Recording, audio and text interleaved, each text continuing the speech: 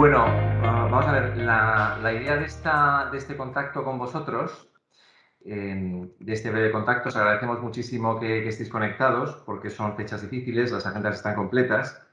Era, dado que os mandamos una nota fiscal del despacho del equipo económico la semana pasada, el jueves concretamente, la idea es que Manuel y yo os comentáramos a la limón pues, las recomendaciones que hacemos en la nota.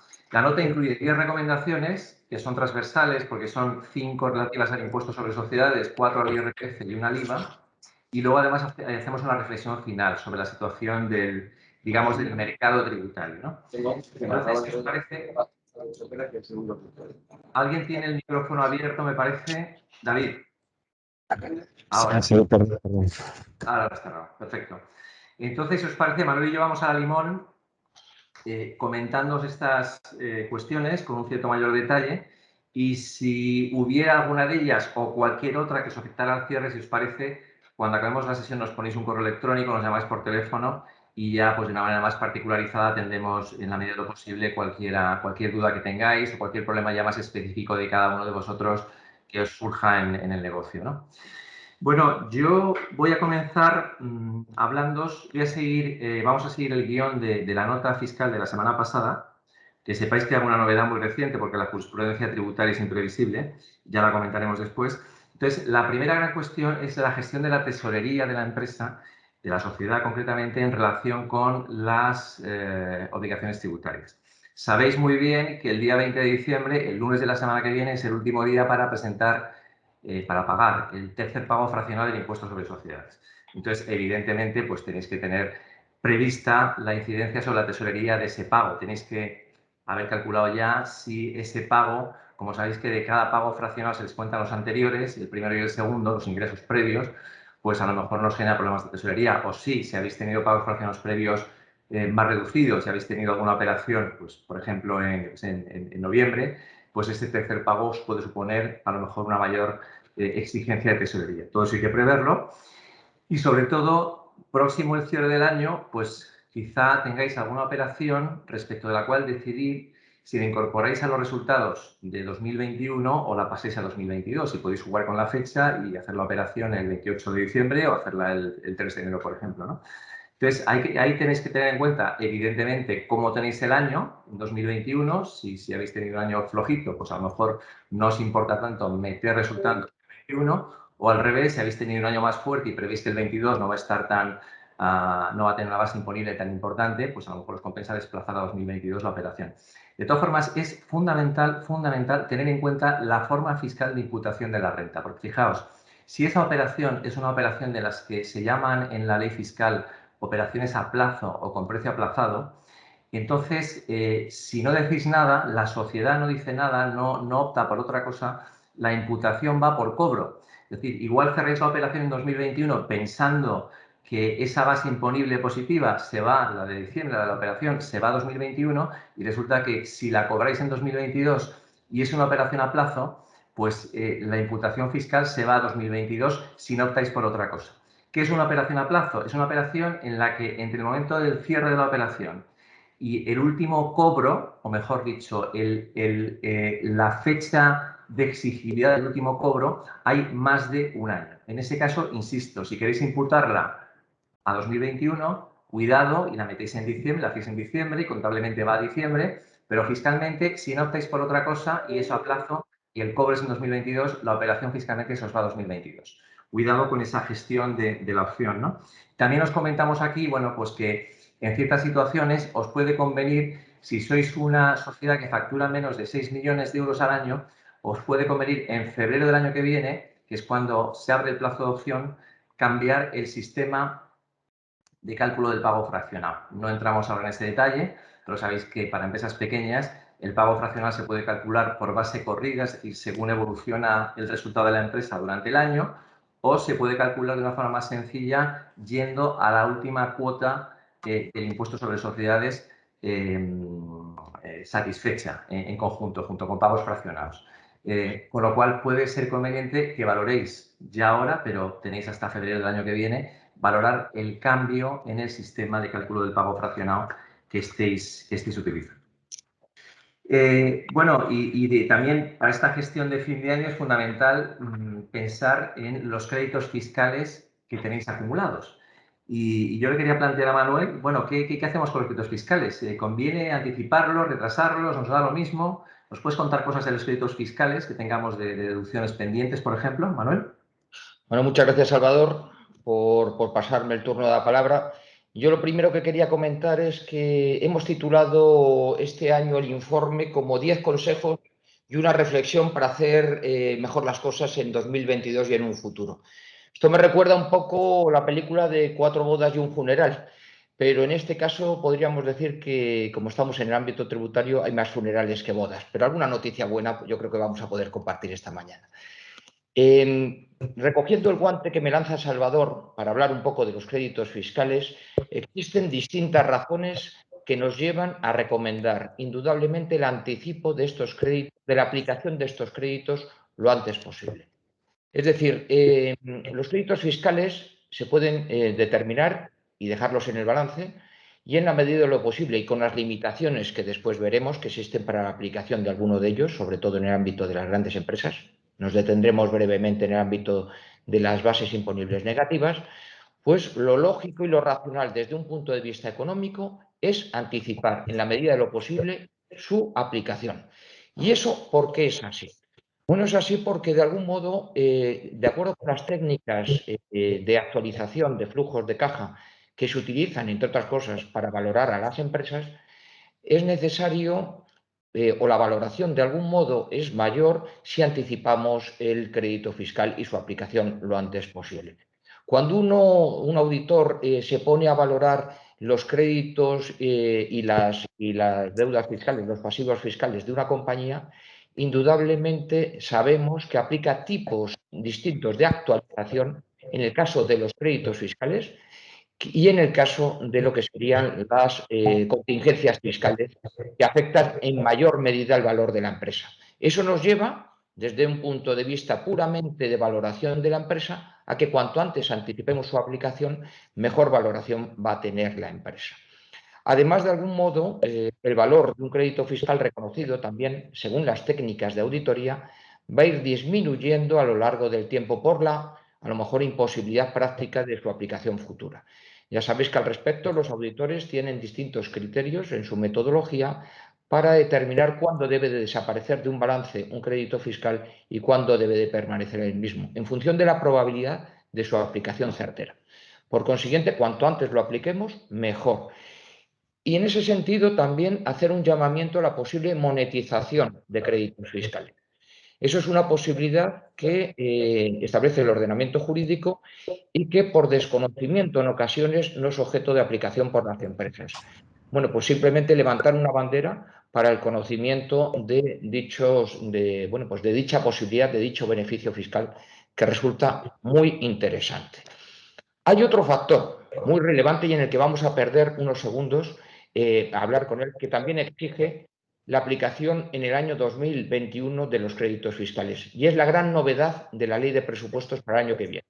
Si el año pasado el legislador ya nos asustó con una reforma del impuesto sobre sociedades en el sentido de establecer una tributación mínima para los dividendos, la gran novedad de la ley de presupuestos para el año 2022 radica en el establecimiento de un tipo mínimo efectivo del 15%. Este establecimiento del tipo mínimo efectivo va a hacer que en alguna ocasión se limiten en la realidad pues, la aplicación de deducciones por I+D+I, por producciones cinematográficas y artes escénicas, por creación de empleo, por mecenazgo y por acontecimientos de excepcional interés público. Por eso, en la medida de lo posible, la aplicación de esas deducciones debe de hacerse ahora en el año 2021. ¿Qué más beneficios fiscales deberíamos de intentar aplicar desde ya? Pues de algún modo las reservas de capitalización y nivelación, llevarlas al máximo, o los deterioros por insolvencia si hubieran transcurrido el periodo mínimo establecido por la legislación. Entonces, en ese sentido, pues un llamamiento general a la aplicación en el año 2021 de créditos fiscales. No solamente estaba aclarando que efectivamente hay una coincidencia cuantitativa, el porcentaje de 15% al que se ha referido muy bien Manuel hace un momento de la ley de presupuestos, el proyecto de ley para 2022, es el mismo 15% que se quiere exigir en el entorno de países de la OCDE, lo que se llama marco inclusivo, que es la OCDE más un conjunto muy numeroso de otros países, es un tipo mínimo que se quiere exigir por el que se tribute en jurisdicciones normalmente de baja tributación, es decir, para evitar que los grupos multinacionales, sobre todo, sitúen negocio de una manera a veces con poca sustancia económica en jurisdicciones, en países que tienen una tributación muy baja. Esa es la finalidad. Nada que ver con nuestro 15% mínimo de presupuestos del año que viene, que muy bien ha explicado Manuel que lo que consigue en la práctica, lo único, entre comillas, que consigue es recortar deducciones. Además, precisamente por I+D, por creación de empleo, absurdo, ¿no? Una cuestión absurda. De todos modos, hay otro sector que va a tener un cierto susto a partir del año 2022, ¿no, Salvador? Aquellas empresas acogidas al régimen de arrendamiento de viviendas. Ahí vienen cambios y curvas, ¿no? Sí, señor, ahora que el mercado inmobiliario está bueno, realmente pujante, ¿no? Hay un régimen especial en la Ley de Impuestos sobre Sociedades que se llama el régimen especial de entidades dedicadas al arrendamiento de viviendas. Consiste básicamente en que entidades que tienen al menos 8 viviendas en España y que las dedican al arrendamiento al menos durante 3 años, no significa que estén arrendadas, pueden estar en situación en disposición de ser arrendadas, por ejemplo, publicitadas, pero todavía no ocupadas porque no tienen inquilino, ¿no? En ese régimen, es un régimen muy ventajoso, la ventaja fundamental es que las rentas del arrendamiento están bonificadas un 85%. O sea, tributan por un 15%. Y esa tributación al 15%, si tenéis en cuenta que el tipo impositivo ordinario es el 25%, pues 15% por 25% es tributar al 3,75%. Esa situación va a cambiar en 2022 porque la bonificación, que hoy es del 85%, baja al 40%. De manera que se va a tributar, si está bonificado un 40, tributa un 60. Tributa un 60 al 25%, el tipo efectivo al que tributan las rentas de arrendamiento en este régimen especial va a ser del 15%. Es decir, en resumen, pasamos de tributar en 2021 y años anteriores al 3,75% a tributar en 2022 al 15%. Luego es un régimen que se ve perjudicado. Sigue siendo interesante, no lo perdamos de vista, porque es una reducción de la tributación, pero ya en esta situación quizá valga la pena plantearse, las empresas que están en esta situación de disposición de inmuebles, de disponibilidad de inmuebles para alquiler, plantearse opciones que van un poquito más allá, sobre todo el régimen de SOCIMI, que conocemos bien en el despacho. Las SOCIMI son las sociedades cotizadas de inversión en el mercado inmobiliario, que no debe provocar especial, digamos, susto, porque eso de cotización suena a cumplimiento de muchas obligaciones y algo caro, porque la cotización no tiene que ser el mercado continuo, puede ser el mercado alternativo bursátil, que es un mercado de gestión mucho más sencilla desde el punto de vista de las empresas que cotizan en él, ¿no? Las SOCIMI básicamente son sociedades que no tributan en el impuesto sobre sociedades, las SOCIMI son sujetos pasivos, no tributan por su régimen especial, en general, con alguna excepción, y lo que hacen es distribuir dividendos cada año en al menos un 80%, de manera que son los socios los que cuando reciben el dividendo tributan, ¿eh? De manera que al final lo que se consigue es un poco más complicado porque desde 2021 hay una imposición añadida sobre el beneficio no distribuido. Lo que se consigue con esa estructura tributaria es que al final la sociedad intermediaria, que sería la SOCIMI. Bueno, estaba explicando Salvador el régimen de SOCIMIs y cómo determinadas formalidades. Salvador. Ahora se me escucha otra vez, disculpad, chicos, que tenemos que resolver para la siguiente sesión, ¿no? Sí, bueno, os decía que la ventaja del régimen de SOCIMI es que la sociedad interpuesta, que es la SOCIMI, no genera imposición añadida, sino que la tributación baja directamente pues, a los socios de la SOCIMI. Y eso es una ventaja interesante, por lo menos a valorar. Quería también completar lo que muy bien ha expuesto Manuel en relación con créditos fiscales, respecto de un tipo especial de crédito fiscal que son las bases negativas. Si tenéis bases negativas, bases imponibles negativas de años anteriores pendientes de compensación, tenéis que recordar que hay unos topes legales máximos de compensación. El tope general es el 70% de la base positiva. Es decir, si en 2021 tenéis una base de 100, positiva de 100, no podéis, si tenéis bases negativas de años 2020 y anteriores, no podéis compensar más de 70 de los 100. Los otros 30 tributan, pero siempre teniendo en cuenta que hay un mínimo compensable de 1 millón de euros, ¿vale? He puesto un ejemplo con cifras sencillas, pero tener en cuenta que hay 1 millón de euros que siempre se puede compensar, ¿no? Hasta un máximo de 1 millón de euros, ¿no? Esta es la regla general, pero entidades grandes, las que facturan al menos 20 millones de euros al año, tienen un máximo de compensación del 50% de la base positiva. Y entidades todavía más grandes, que facturan al año al menos 60 millones de euros, no pueden compensar más del 25% de su base positiva. O sea, tributan por el 75%, siempre con el millón de euros por delante. Y hay unas reglas especiales, alguna muy interesante en estos tiempos. Sabéis que cuando se acuerda con un acreedor, una sociedad que tiene problemas, imaginaos, de liquidez, y acuerda con un acreedor una quita o una espera. Una quita es una reducción de la deuda y una espera sabéis que es una posposición de los plazos de pago. Eso contablemente en el año del acuerdo con el acreedor produce un ingreso financiero contable y eso es un ingreso también fiscal y podría tener que tributar, de hecho tiene que tributar. Y es una situación, digamos, que tiene poco sentido práctico porque resulta que se pacta con un acreedor en una situación difícil para la empresa, una quita y espera y resulta que hay una tributación importante. Para evitar eso, se pueden compensar esos ingresos añadidos por quitas o esperas íntegramente con bases negativas. Es una excepción a las reglas generales anteriores. Y luego otras reglas también especiales tienen que ver con la extinción de las sociedades. El año en que se extingue una sociedad sí que se puede compensar toda la renta, la base positiva con rentas negativas si las hubiera previas, ¿vale? Y también hay una consulta interesante y es que en un proceso concursal, cuando se liquida una sociedad, si el año de la liquidación donde se generan bases positivas no coincide con el año de la extinción, que puede ser el siguiente, por ejemplo, también el año de la liquidación se puede compensar íntegramente las bases positivas con bases negativas.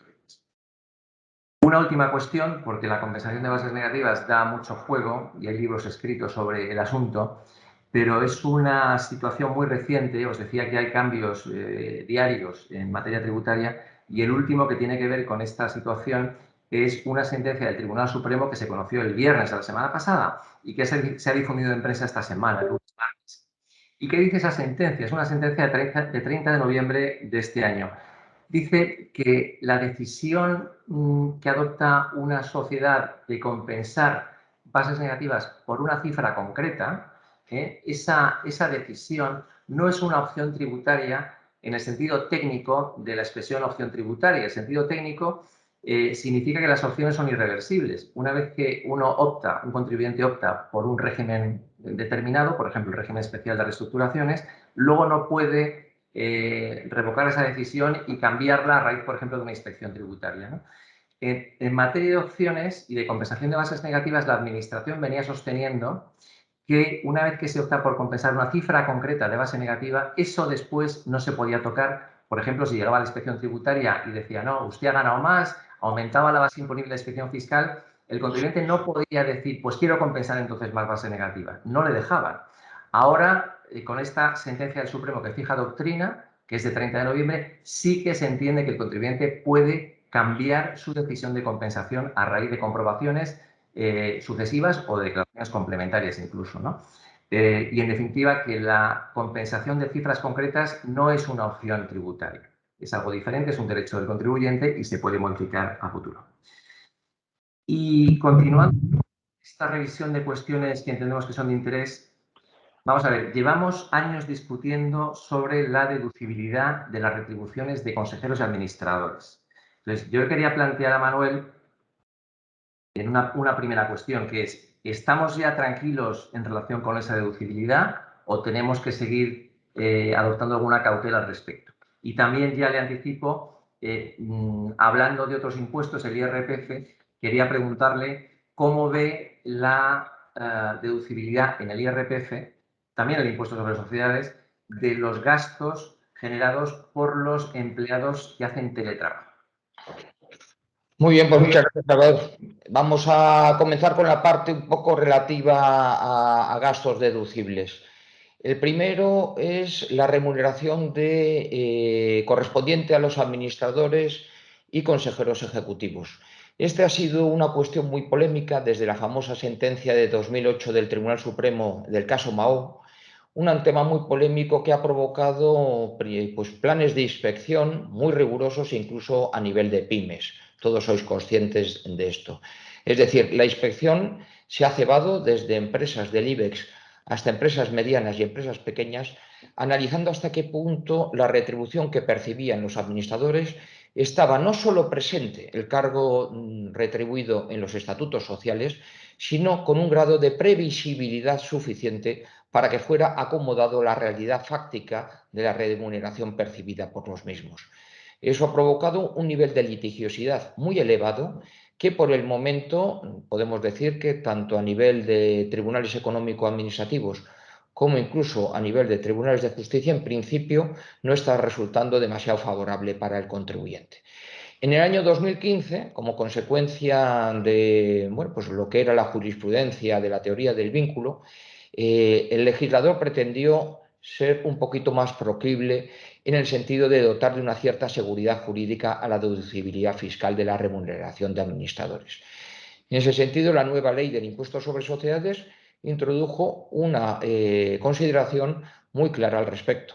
Pero, sin embargo, la realidad práctica de aplicación por parte de la inspección vemos que nos está llevando a un punto similar al de la polémica anterior al hilo de la legislación antes de la entrada en vigor de la Ley 27/2014.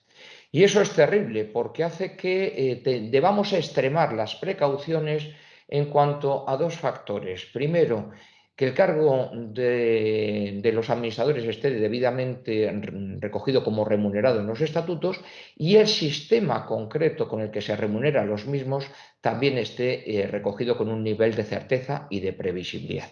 Eso es todavía más sorprendente cuando la legislación mercantil, por ejemplo, en el caso de lo que serían las funciones de alta dirección correspondiente a los consejeros ejecutivos, lo que prevé simplemente es la existencia de un contrato que debe de aprobarse con determinadas formalidades en el ámbito del Consejo de Administración.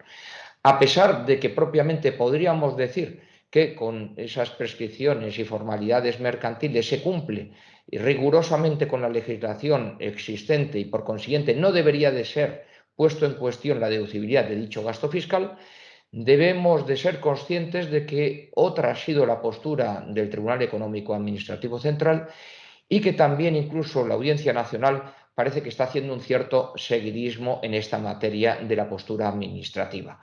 Por ello, y a pesar de que no resultara estrictamente necesario, debemos de recabar que seamos rigurosos en esta materia y en la medida de lo posible se recojan estrictamente ese sistema y que ese sistema se cumpla en la fijación de remuneraciones, tanto de administradores únicamente consejeros, como en aquel caso de los consejeros de carácter ejecutivo.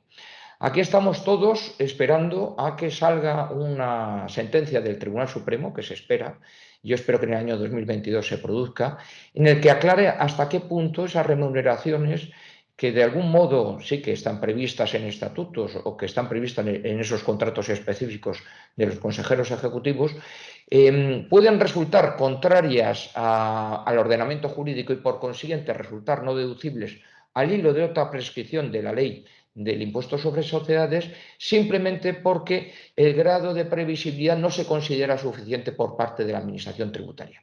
Hay alguna sentencia anterior que nos permite atisbar que el Tribunal Supremo en su interpretación va a ser favorable a los intereses del contribuyente, por cuanto que parece que se está circunscribiendo la prescripción de decir que un gasto es no deducible por ser contrario al ordenamiento jurídico para aquellos supuestos en los cuales pudiera resultar de una actividad ilícita o de algún modo reprochable desde un punto de vista penal o de represión de convenios internacionales contra la corrupción en el ámbito empresarial o la corrupción de particulares. Por eso esperamos todos anhelantes dicha sentencia del Tribunal Supremo que de alguna manera ponga un poquito en razón en esta materia al planteamiento de la Administración tributaria, que creo que ha encontrado un falso filón en este tema, pero un filón que le está resultando muy rentable y que por eso no abandona. El otro tema que planteaba Salvador, en el que voy a entrar de forma somera, es las cuestiones relativas al teletrabajo. Si se pretende fomentar el teletrabajo, nos llenamos todos la boca con el tema de que el teletrabajo está abocado a ocupar buena parte del futuro empresarial, pero las prescripciones fiscales al respecto siguen sin acompasarse a la realidad. Y ya no solo porque el legislador haya sido perezoso, es decir, fue muy ágil en la previsión del teletrabajo a efectos laborales y a efectos estatutarios, es decir, en el ámbito de la función pública, pero fue tremendamente perezoso para determinar cuál era el régimen fiscal de las compensaciones que las empresas deben de abonar, en el caso de que exista tal pacto, a los trabajadores resultantes de la asunción por estos de gastos para la prestación del teletrabajo. Y esto es algo que es achacable a la pereza del legislador, porque no hubiese sido hubiese sido muy adecuado para garantizar la seguridad jurídica que se hubiera clarificado este régimen mediante uno de los reales decretos leyes que han regulado el teletrabajo durante los meses de la pandemia. O al menos, si no, a través de un vehículo normativo, y se ha tenido la ley de medidas de prevención del fraude fiscal para haberlo hecho, pues haber incluido dentro de alguna de las disposiciones adicionales de dicha legislación, pues un régimen jurídico adecuado para el teletrabajo. De este modo, pues nos encontramos con simplemente una serie de consultas administrativas que no acaban de colmar todas las realidades, porque si uno consulta la legislación tributaria, lo que se encuentra es con que el trabajador no puede deducir ningún gasto derivado de tener wifi, de haberse comprado un ordenador, de la necesidad de tener una pantalla más adecuada o incluso una silla ergonómica en su domicilio. Esos gastos son no deducibles a efectos del rendimiento del trabajo personal correspondiente a los trabajadores. Lo máximo que ha dicho Tributos es, en el caso de que se prevea, mediante una modificación contractual con los trabajadores, la asunción por parte de la empresa de algunos de estos gastos debidamente justificados, dicha compensación no tendrá el carácter de ingreso tributable para dichos trabajadores. Pero en este caso, lo que Tributos ha dejado abierto es que se trata de una cuestión probatoria en la que nosotros recomendamos que exista un pacto expreso que de algún modo puede ayudar a justificar a dicho trabajador y a dicha empresa por qué no incluye dicha compensación dentro de la base sujeta a retención. Yo creo que esto va a ser un tema que va a seguir dando lugar a comprobaciones administrativas y, como siempre, a ciertas discrepancias entre los contribuyentes y la administración tributaria que se podía haber evitado, vuelvo a repetir, mediante una regulación expresa en alguno de los vehículos normativos de los que tanto se ha abusado. Recordemos, de los que tanto se ha abusado durante este periodo, porque estamos en niveles récord de reales decretos leyes. Y antes de terminar el año, Salvador, sí que es una cuestión muy importante para todas las personas físicas saber qué se hace con la cartera. Ha sido una cartera que a lo largo del año ha sufrido oscilaciones muy relevantes en sus precios, oscilaciones muy relevantes en lo que es la remuneración derivada de activos financieros de renta fija. Estamos ante un año que ha tenido un devenir muy importante. ¿Qué tenemos que hacer como contribuyentes al respecto? ¿Qué es lo que nos recomiendas? Muchas gracias, Manuel. La verdad es que por falta de tiempo y a veces también por desconocimiento, porque no se puede ser experto en todo y en lo tributario menos y cada vez menos con el paso del tiempo, hay que ser especialista en IRPF o en sociedades o en no sé qué cuestión concreta de sociedades. La verdad es que no tenemos tiempo para mirar antes de fin de año si podemos hacer algo gestionando nuestra cartera de valores, de que la tenga. No hay que ser millonario, simplemente estoy pensando en participaciones en fondos de inversión o en alguna inversión en acciones que podáis tener. Bueno, si podemos hacer algo con esa cartera para mejorar nuestra fiscalidad, en este caso 2021. Y el sistema de compensación que está previsto en la ley del IRPF es un sistema relativamente complicado, ¿no? Pero lo resumo mucho, lo hemos metido en la nota fiscal. Sabéis que las rentas financieras tributan en la base del ahorro, es decir, la tarifa más barata no es barata, pero digamos más barata que la general, que es carísima, ¿no? Porque tributan en porcentajes, es una tarifa progresiva entre el 19 y el 26%. El tipo del 26% se metió para 2021, antes era el 23% el tipo máximo. Pero bueno, calcula en torno al 20 y pocos por ciento de tributación, ¿no?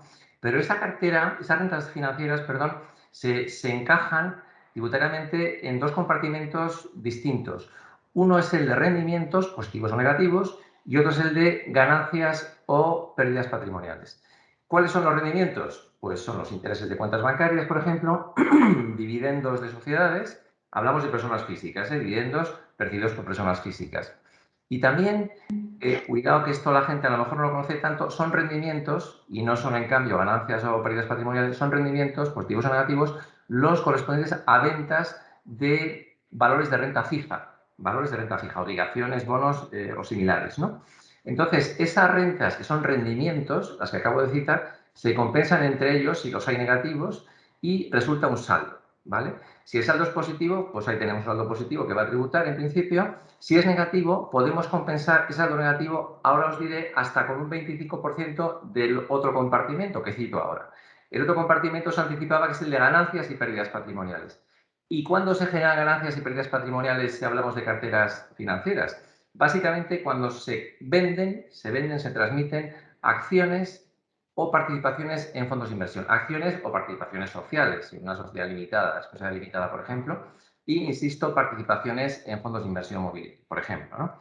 Entonces, esas ganancias y pérdidas patrimoniales también se compensan entre ellos. Si tenemos plusvalías de venta de ciertas acciones y minusvalías de venta de otras acciones, se compensan entre sí sin ningún problema.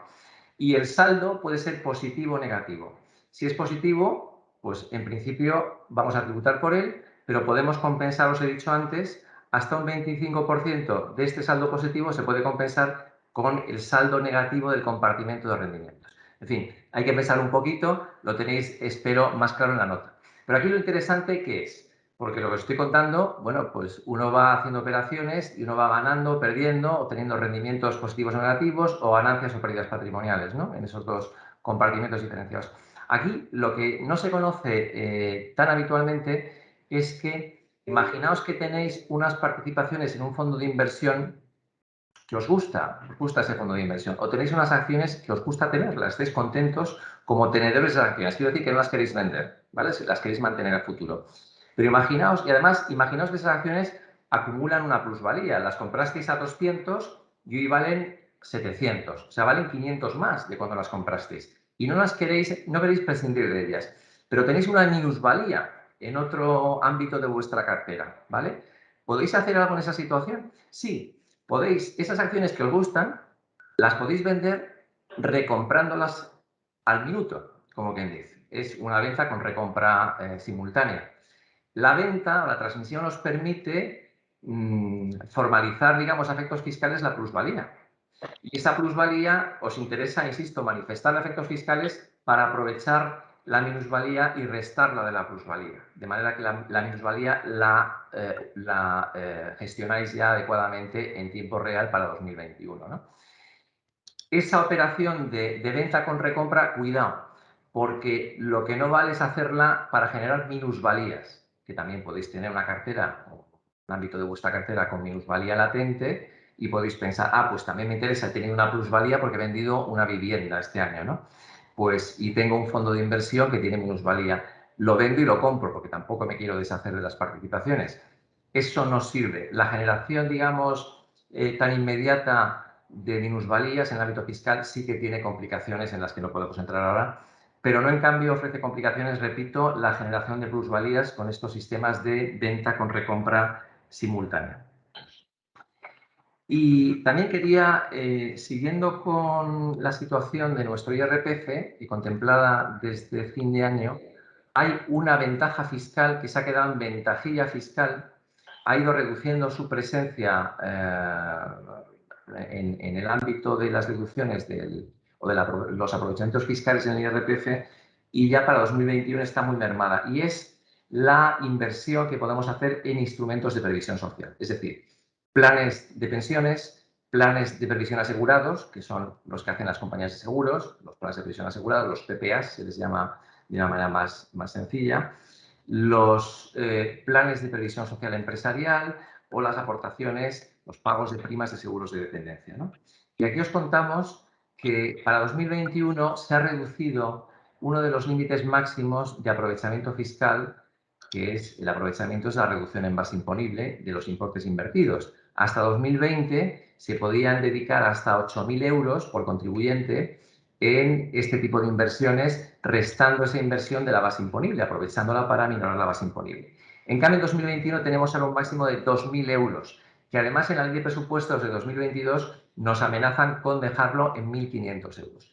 Fijaos el contraste entre esta paulatina reducción de ventaja fiscal de la inversión en instrumentos de previsión social respecto de las necesidades de política económica que estamos leyendo todos los días en la prensa. El sistema de pensiones es deficitario, los políticos no acaban de ponerse de acuerdo en relación con qué medidas asumir que den estabilidad al sistema en el medio y largo plazo, y a la vez, desde el punto de vista tributario, se están mermando las ventajas de la inversión en estos sistemas complementarios al sistema público de pensiones, de una manera absurda. Bueno, volviendo a la cifra de 2021, tenemos un máximo de 1.500 euros aprovechables para aportaciones nuestras de los contribuyentes. Esos 2.000 euros se pueden completar con hasta 8.000 euros que puedan hacer las empresas en las que se trabaja, hablo de empleados, asalariados, hasta 8.000 euros de contribuciones empresariales. Sabéis que hablamos de aportaciones cuando es una decisión de inversión de una persona física concreta y hablamos de contribuciones cuando es el empleador el que retribuye en especie al empleado haciendo eso, una contribución empresarial a un instrumento de previsión social. Para las contribuciones empresariales sí que se permite añadir a esos 2.000 euros máximos de decisión individual, se permite añadir por el empresario hasta otros 8.000 euros, de manera que en conjunto se puede llegar hasta 10.000 euros. La aportación de 2.000 euros máxima decidida individualmente se puede completar con otros 1.000 euros que se invierten para el cónyuge si el cónyuge tiene rentas del trabajo y de actividad económica de menos de 8.000 euros anuales. Y además hay otro compartimento separado de posible aprovechamiento de hasta 5.000 euros de aportación empresarial a seguros de dependencia, insisto, contratados por la empresa. Vamos a peor en estas deducciones, aprovechemos los, permitidme la expresión, miserables 2.000 euros que nos dejan, porque el año que viene van a ser 1.500, con cambios en el sistema que os contamos aquí en los que no entro ahora para 2022. Sí, muchas gracias, Salvador. Aquí pararnos unos segundos en lo que propiamente son medidas fiscales de apoyo a la realización de actividades económicas nuevas. Llamar vuestra atención sobre la posibilidad que tienen las personas físicas de desgravarse fiscalmente en el caso de que decidan emprender una actividad económica societaria.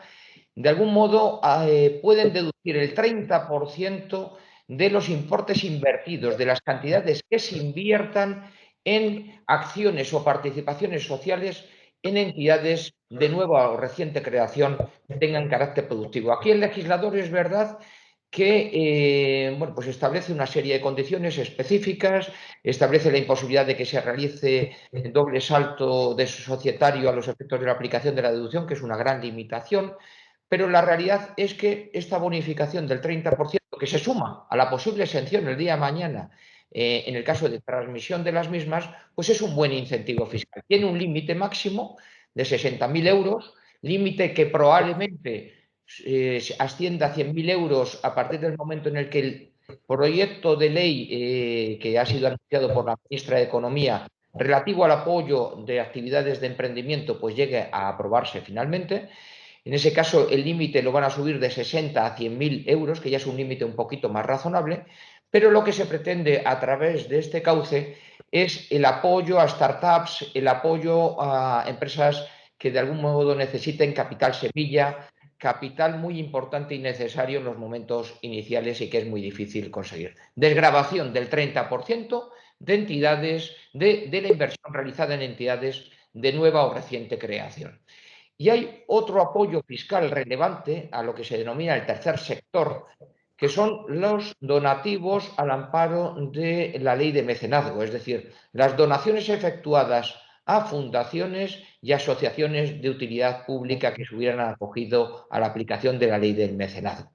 En ese caso, existe una desgravación fiscal muy relevante para lo que serían las microdonaciones. Es decir, todas aquellas hasta 150 euros tienen un régimen de desgravación fiscal del 75% de su importe y por el exceso del 30%.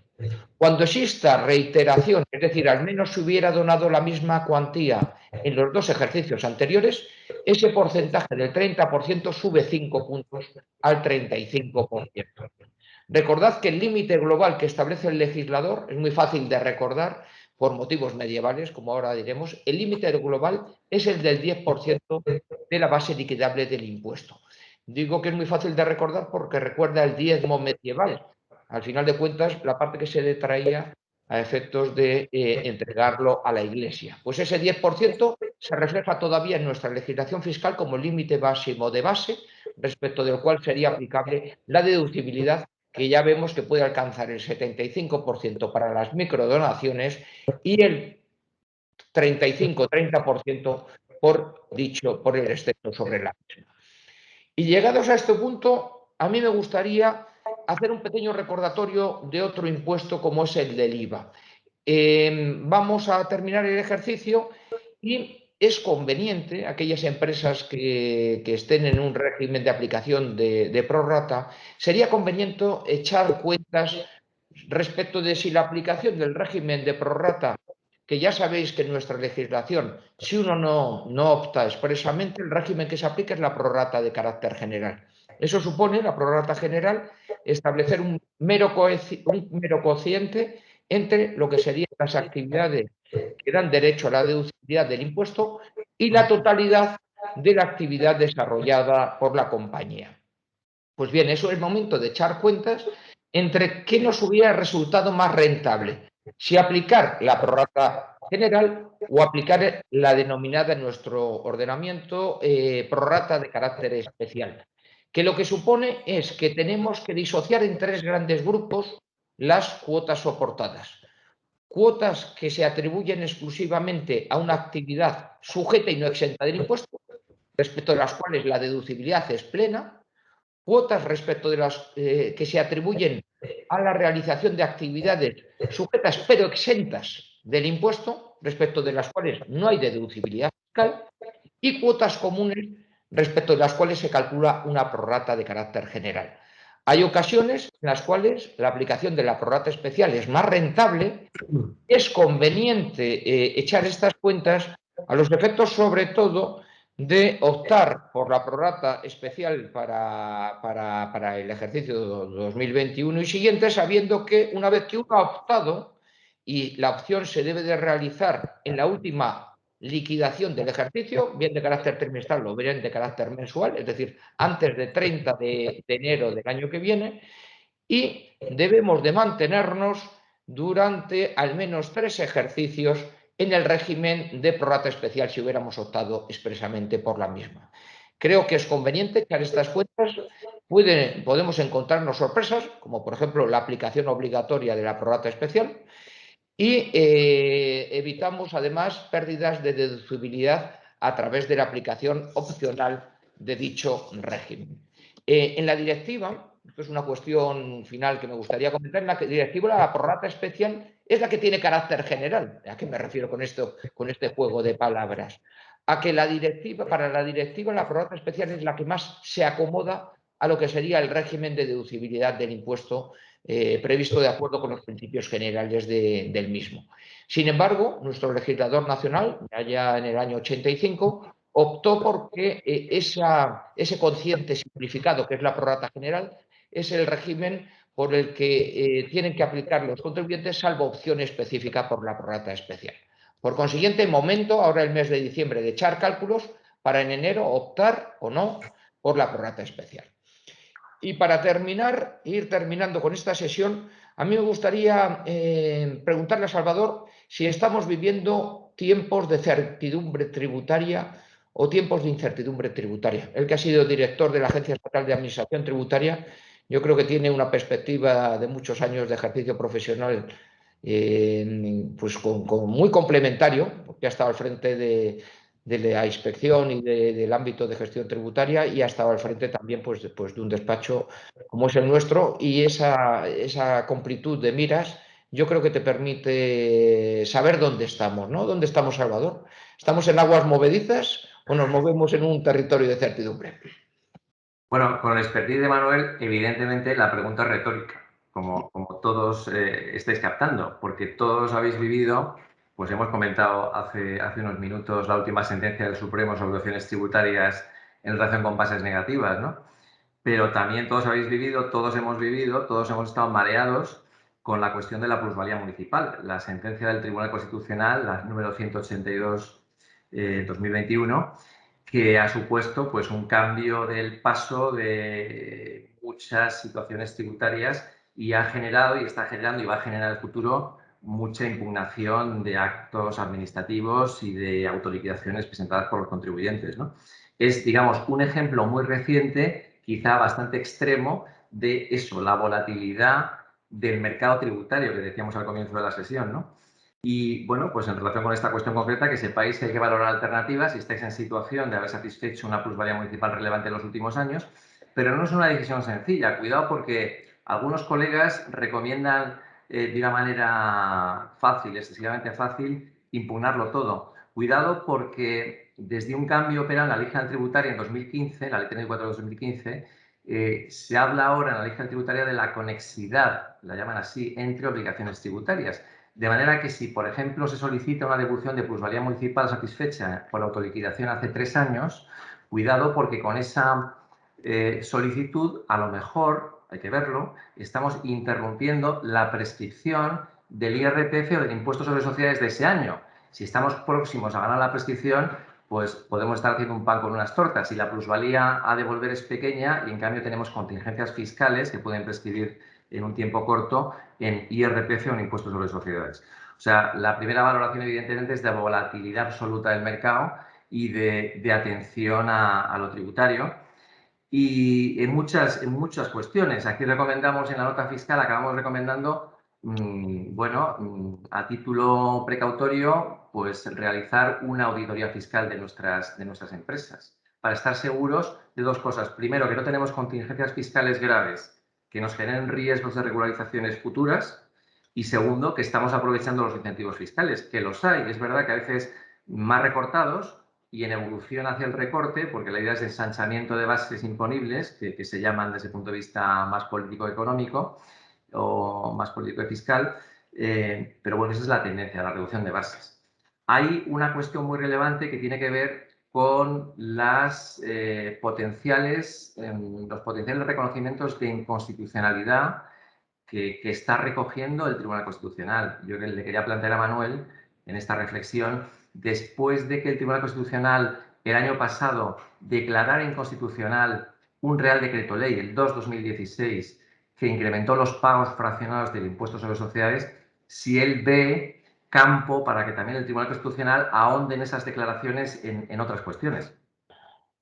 Muchas gracias, Salvador, por tu también retórica pregunta, porque como lo tengo puesto por escrito en Quincena Fiscal hace ya muchos años, cuando salió el Real Decreto Ley 3/2016, Jesús Quintas y yo publicamos un artículo en Quincena Fiscal en el que nos posicionábamos de forma clara por la inconstitucionalidad de dicha modificación, sobre todo en relación con lo que era el deterioro de participaciones sociales, que recordéis que fue una medida muy polémica, y la necesidad de su reversión en 5 años.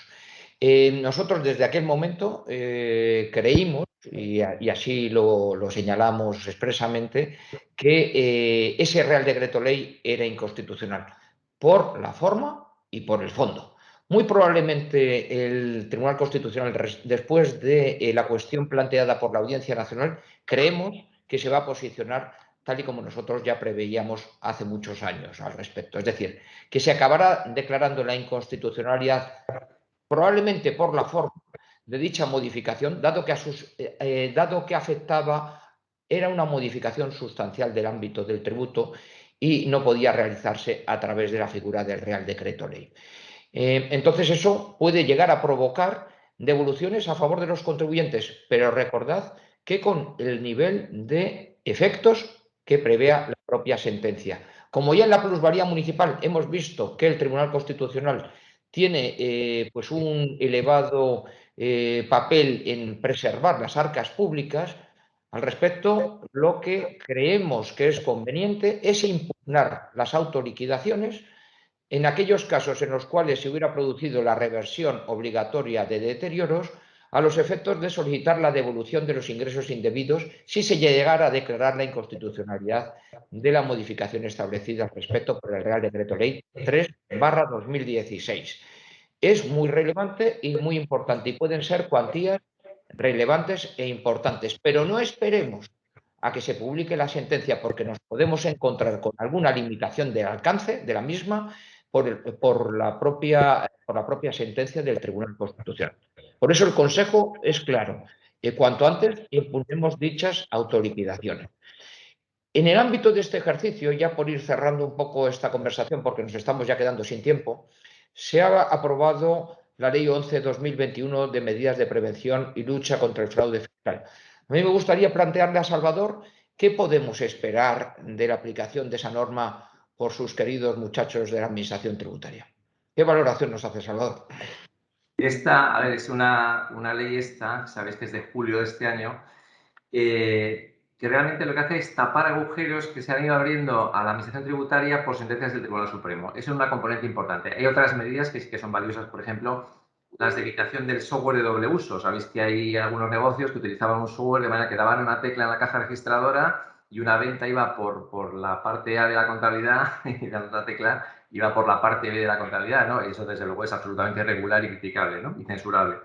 Pero tiene otras medidas, esta ley contempla otras medidas, por ejemplo, la posibilidad de que la Administración Tributaria adopte medidas cautelares, como embargo de inmuebles, habiendo todavía pendiente de decisión, estando pendiente de decisión, una petición de suspensión a raíz de una reclamación económico-administrativa, por ejemplo, y medidas que son del todo discutibles y medidas que son muy restrictivas de los derechos de los ciudadanos, ¿no?